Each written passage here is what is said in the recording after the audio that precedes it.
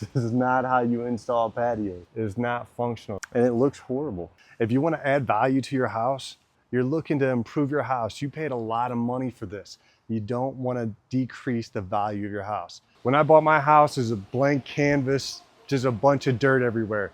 We added $100,000 worth of value to the house in just hardscaping. But to do this, it has to be installed the correct way. Bad homeowner installs. Okay, we're talking about adding value to your house. This does not add value to your house. Bad retaining walls, bad grade walls, bad patio installs, bad deck installs, and out of code steps. So this right here, we've got some garden edges holding up this hillside here. So obviously you can see quite a bit of slope here.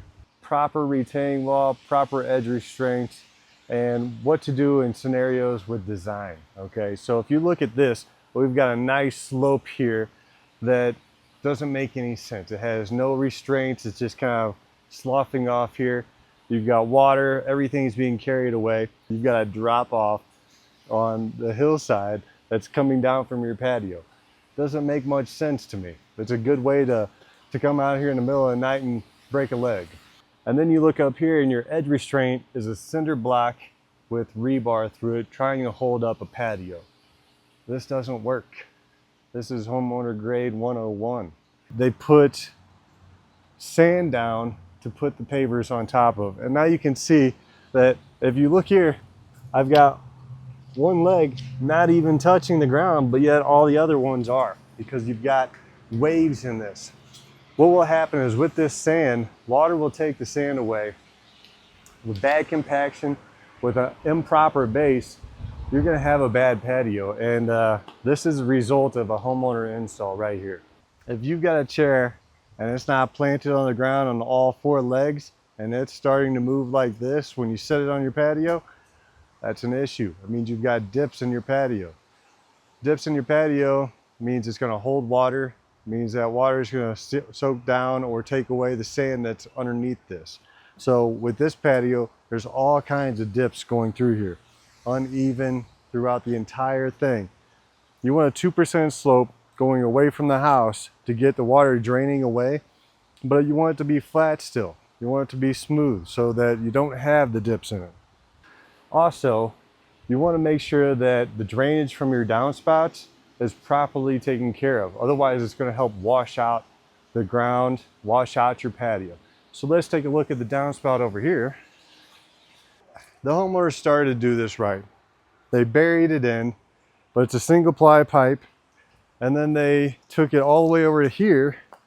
And now it's starting to wash away the hillside here, because you've got no retaining wall and you've just got water spewing straight down into this area right here. So what you want to do is you want to get this water away from the house, but also you don't want to wash out the hillside that you're trying to hold up your patio on. Now let's take a look at this. This is great to show because you've got a piece of asphalt held up by a piece of rebar and some plastic edging holding up your corner piece here. This is not how you install patios. This is not how you add value to your house. This patio here is actually going to take value away, because now if you ever went to sell this house, everybody knows that this patio has to come out. That's going to cost them money. We have to demo everything out, which means I got to dump everything. That costs money. Labor to dig everything back out that was already done, that costs money. So it doesn't make much sense to install a patio like this. Now let's take a look down here. These are supposed to be steps. This is way out of code. This is actually just a trip hazard. This is something that you're gonna break your leg on.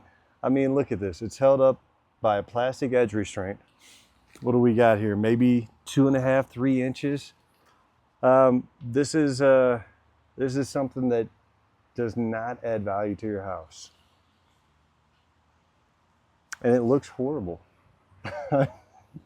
I hate to say it, but if you want a nice backyard, hire a professional, because homeowners, you don't want to do this. So let's take a look at the deck over here. So let's talk about the functionality of this deck. Okay, you spent all this money on Trex. You spent money to put this nice handrail in here, and you've got no space whatsoever. You can't even put a barbecue pit up here. So what was the point of spending all this money on this nice decking when you got no functionality from it? Now, if you want to really get a functional deck, all right, let's make it a little bit bigger. Let's make it to where you can actually put something on there, or make it where it's built right so the steps actually are inviting to go up and down.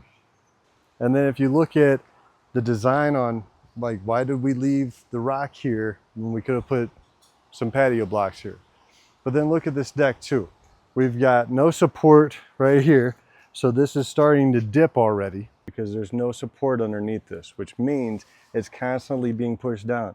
Also, let's look at how this was constructed here. You've got this fascia board that is now coming up.